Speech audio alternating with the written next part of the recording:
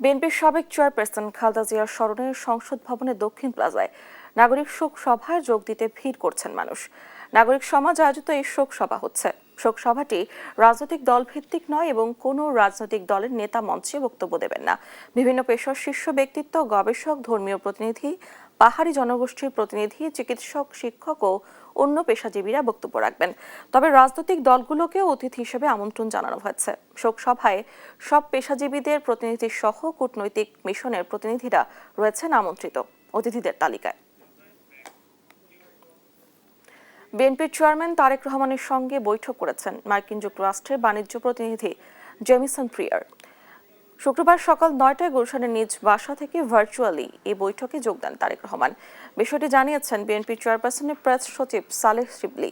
তিনি জানান, আধা ঘণ্টার এই বৈঠকে বাংলাদেশ ও যুক্তরাষ্ট্রের দ্বিপাক্ষিক বাণিজ্য, পারস্পরিক শুল্ক হার এবং ভবিষ্যৎ অর্থনৈতিক সহযোগিতা নিয়ে আলোচনা হয়। বৈঠকে আরও উপস্থিত ছিলেন সহকারী ইউএসটিআর ব্র্যান্ডন লিঞ্চ এবং বিএনপির যুগ্ম মহাসচিব ও আন্তর্জাতিক বিষয়ক কমিটির সদস্য হুমায়ুন কবির।